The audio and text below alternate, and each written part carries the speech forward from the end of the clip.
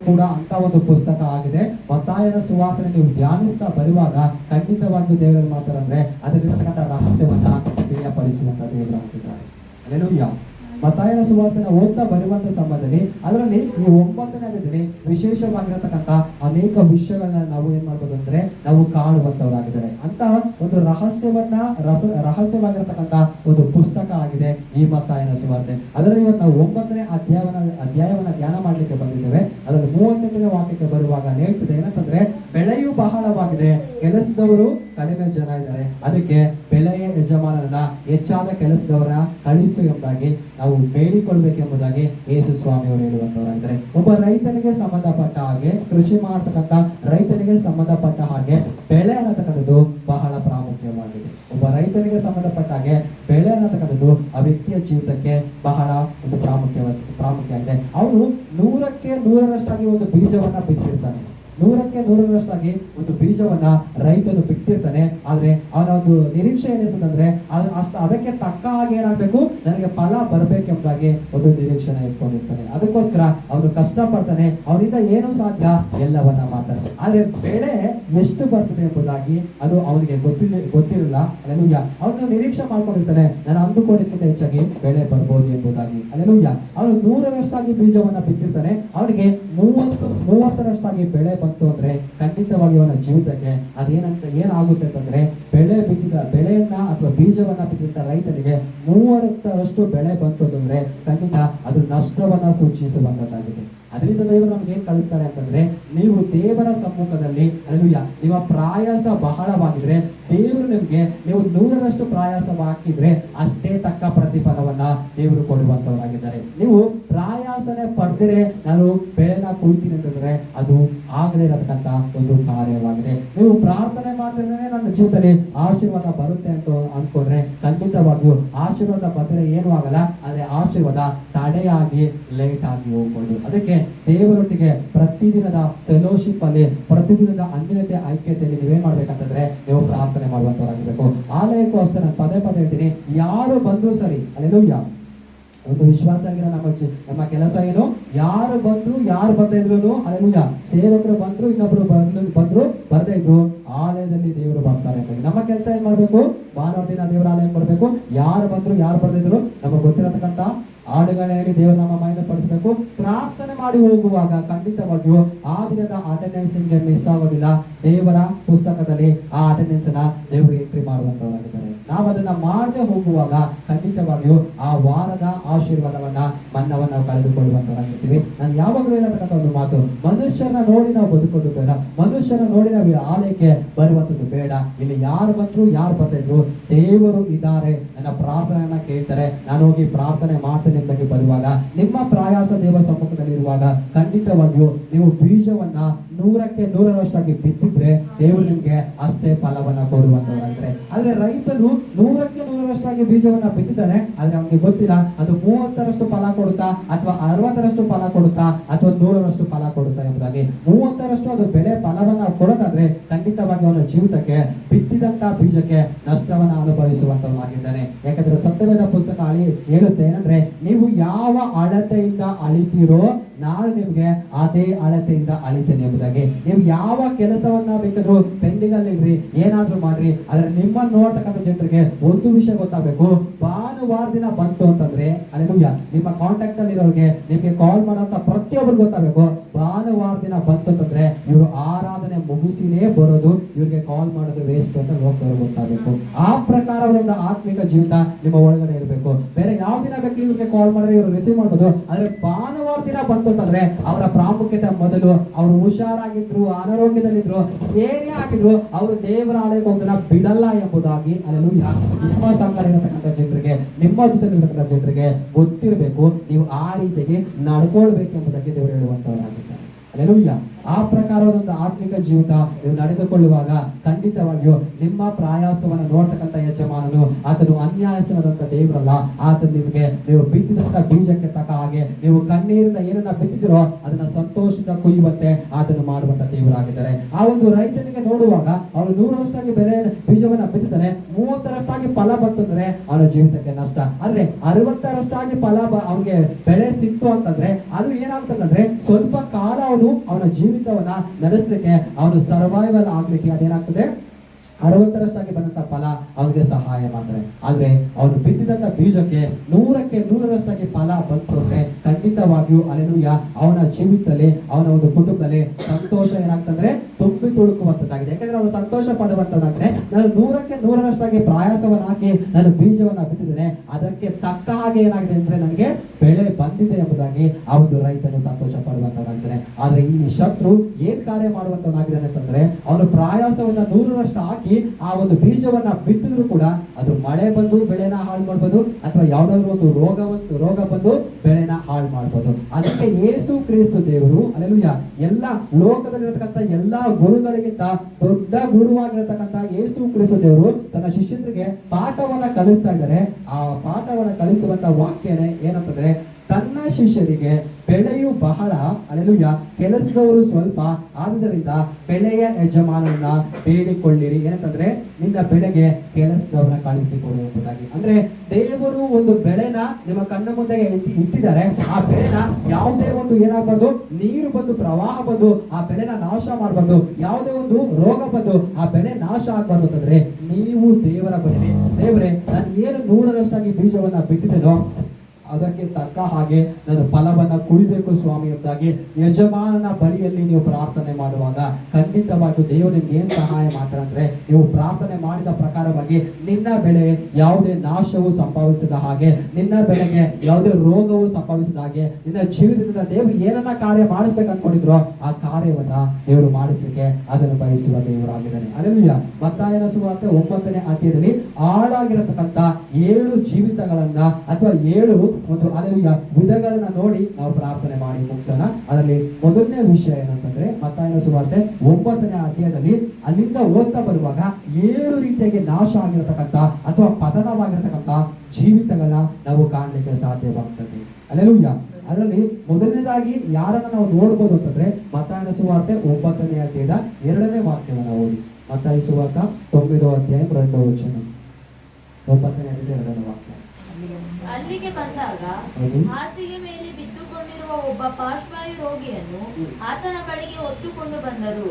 ಯೇಸು ಅವರ ನಂಬಿಕೆಯನ್ನು ನೋಡಿ ಪಾರ್ಶ್ವವಾಯು ರೋಗಿಗೆ, ಮಗನೇ ಧೈರ್ಯವಾಗಿರು, ನಿನ್ನ ಪಾಪಗಳು ಕ್ಷಮಿಸಲ್ಪಟ್ಟಿವೆ ಎಂದು ಹೇಳಿದನು. ಸಾಕು. ಅಲ್ಲೆಲೂಯಾ. ಮೊದಲನೇದಾಗಿ ನಾವು ನೋಡ್ತಾ ಇದ್ದೀವಿ ಏನಂತಂದ್ರೆ ಪಾರ್ಶ್ವವಾಯು ರೋಗಿ ಎಂಬುದಾಗಿ. ಅಲ್ಲೆಲೂಯಾ.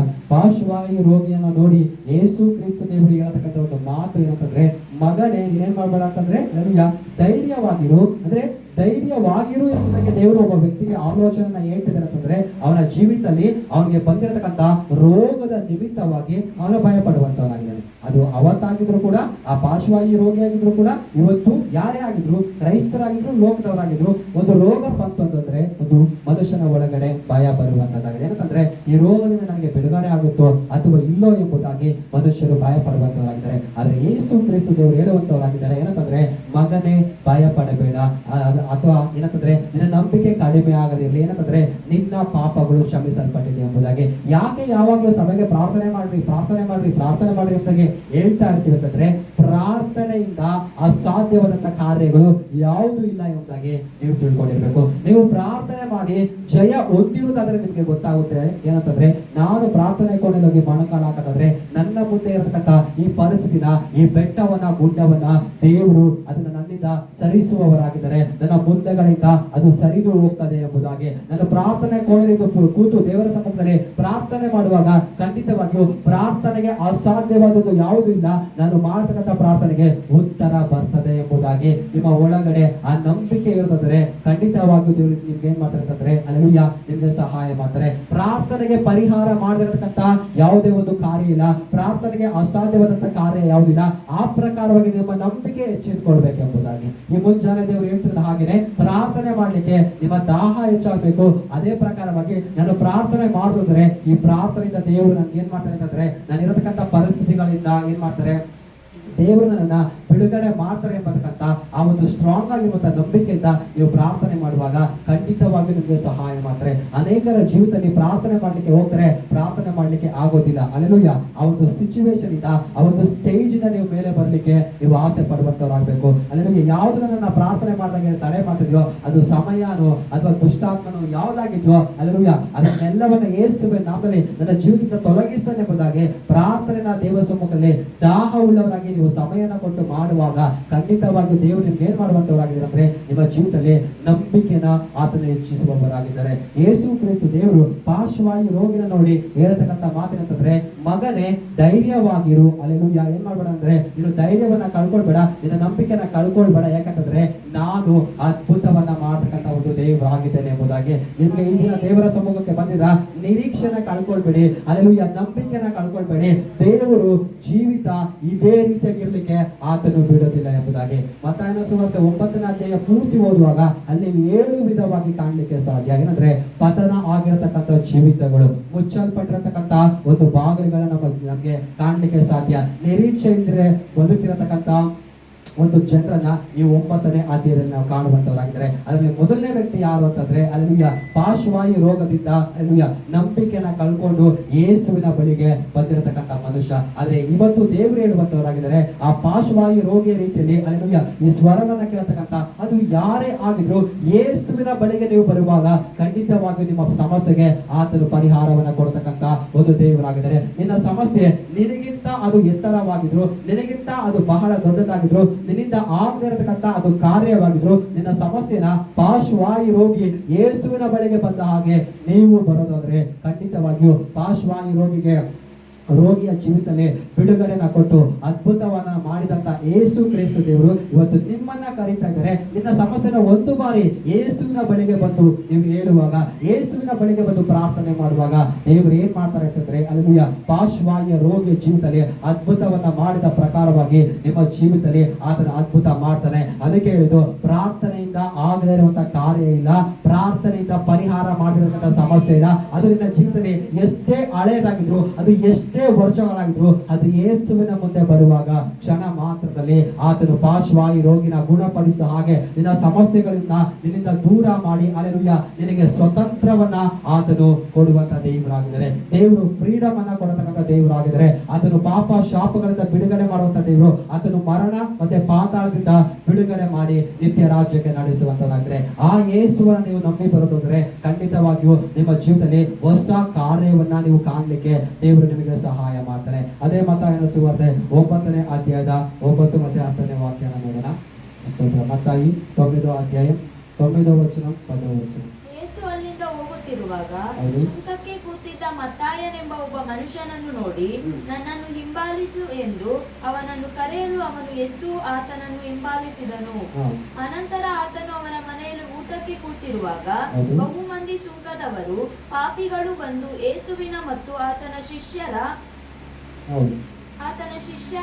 ಪಂಕ್ತಿಯಲ್ಲೇ ಕೂತುಕೊಂಡರು. ಸಾಕು. ಹಲ್ಲೆಲೂಯಾ. ಅಲ್ಲಿ ನೋಡುವಂತ ಸಂದರ್ಭದಲ್ಲಿ ಅಲ್ಲಿ ಏನನ್ನ ಕಾಣಿಸುತ್ತಂದ್ರೆ ಆನಂತರ ಆತನು ಅವನ ಮನೆಯಲ್ಲಿ ಊಟಕ್ಕೆ ಕೂತಿರುವಾಗ ಯೇಸು ಕ್ರಿಸ್ತ ದೇವರನ್ನ ಒಂದು ಕೂಟದ ಜನರು ಹಿಂಬಾಲಿಸಿ ಬರ್ತಿದ್ದಾರೆ. 9ನೇ ವಾಕ್ಯ ಓದುವಾಗ ಅಲ್ಲಿಂದ ಯೇಸು ಹೋಗುತ್ತಿರುವಾಗ ಸುಂಕಕ್ಕೆ ಕೂತಿದ್ದ ಮತ್ತಾಯನೆಂಬ ಒಬ್ಬ ಮನುಷ್ಯನನ್ನು ನೋಡಿ ನನ್ನ ಹಿಂಬಾಲಿಸು ಎಂದು ಅವನನ್ನ ಕರೆಯಲು ಅವನು ಎದ್ದು ಆತನ ಹಿಂಬಾಲಿಸಿದರು.